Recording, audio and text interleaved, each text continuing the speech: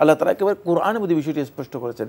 তাই এই যে দুর্যোগ এটা আসবেই জীবনে। আপনি মনে করবেন যে এটা আসবেই, না আসাটা এটা আমার জন্য ভালো কিছুই নয়।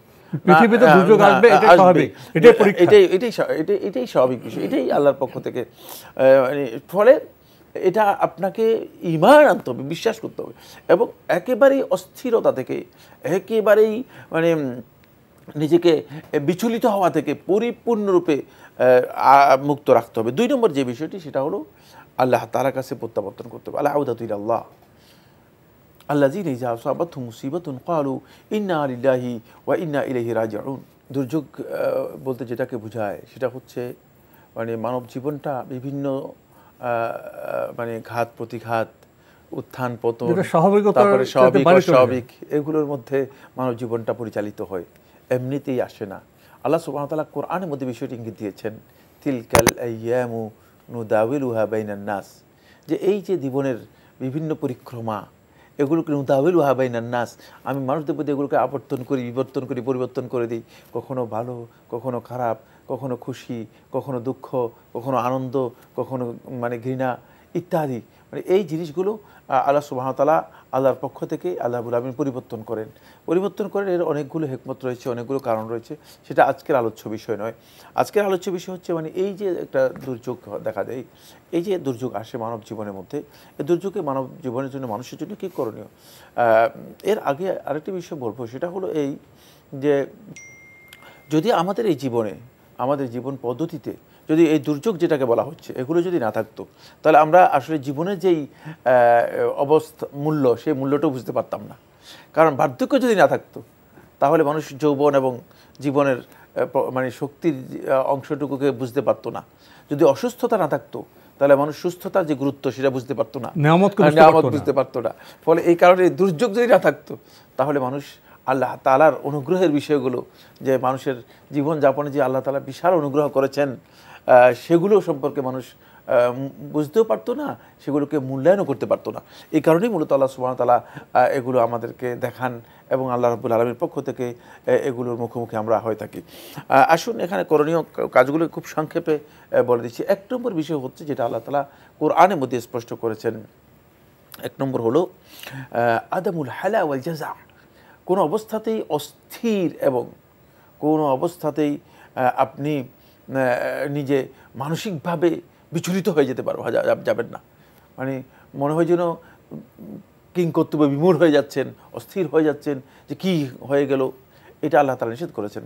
কারণ এই যে অস্থির চিত্তে চলে যাওয়া, এটা ঈমানদার ব্যক্তিদের আল্লাহ তাআলার সাথে যে সম্পর্ক রয়েছে, আল্লাহর প্রতি তাদের যেই আশ্বাস এবং আস্থা এবং আল্লাহর প্রতি তাদের যেই ধারণা এবং ভরসা, এগুলো পরিপন্থী। এই জন্য আল্লাহ তাআলা বলছেন, ইন্নাল ইনসানা খুলিকা হালুআ ইযা মাসসাহু শাররু জাযুআ ওয়া ইযা মাসসাহুল খায়রু মানুআ। আল্লাহ তাআলা একেবারে কোরআনের মধ্যে বিষয়টি স্পষ্ট করেছেন। তাই এই যে দুর্যোগ এটা আসবেই জীবনে। আপনি মনে করবেন যে এটা আসবেই, না আসাটা এটা আমার জন্য ভালো কিছুই নয়।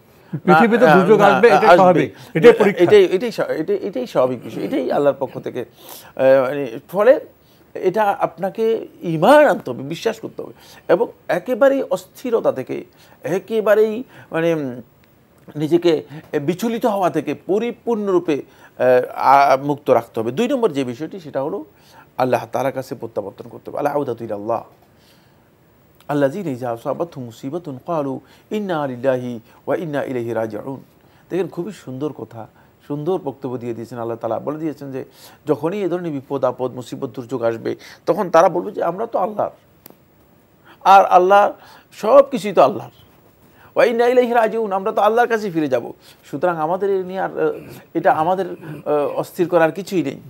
এখানে থার্ড পার্সন শয়তান এসে আমাদেরকে কথা উস্কানি দেওয়ার কোনো সুযোগ নেই যে তুমি ক্ষতিগ্রস্ত, কারণ সবই তো আল্লাহর পক্ষ থেকে। হ্যাঁ, হতাশ করার কোনো সুযোগ নেই। ফলে আল্লাহ তাআলার কাছে প্রত্যাবর্তন করতে হবে। আর এটাকে ইসলামের শরীয়তের পরিভাষায় বলা হয় থাকে আল ইস্তিরজা, আল্লাহর কাছে আমাদেরকে প্রত্যাবর্তন করতে। 3 নম্বর যে বিষয়টি সেটা হচ্ছে কোনো ধরনের অভিযোগ আল্লাহর বিরুদ্ধে করা বৈধতা নেই ঈমানদার ব্যক্তিদের জন্য। কারণ আমরা আল্লাহর প্রতি ঈমান এনেছি, সুতরাং আমি অভিযোগ করব কার বিরুদ্ধে, কোথায় করব, কার কাছে করব। এই জন্য অনেকে দেখা যায় যে না বুঝেই তিনি অভিযোগ করেন, অভিযোগ মুক্ত থাকতে হবে আপনাকে, অভিযোগের কোনো সুযোগ নেই।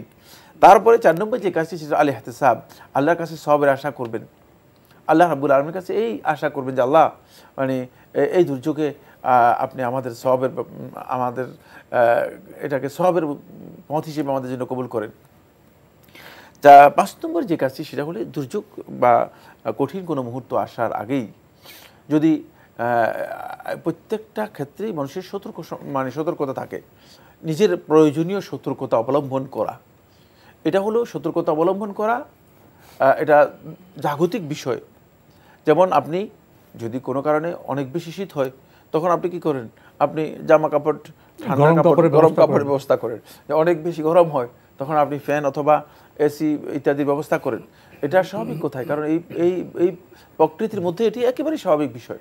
সুতরাং এই ধরনের দুর্যোগ, বিপদ আপদে যখনই কোনো সংকেত, কোনো সতর্ক সংকেত আমাদের কাছে আসবে, তখন সেই সতর্কতা অবলম্বন করা এটি কিন্তু ঈমানের দাবি। সেজন্য ঈমানদার ব্যক্তিরা মানে বসে থাকবেন যে দেখি কি হয়, না, ব্যাপারটি এমন নয়। কোনো অবস্থাতেই পদক্ষেপ নেওয়া এটাও মূলত আমাদের জন্য করণীয় এবং আমাদের কাছে দাবি।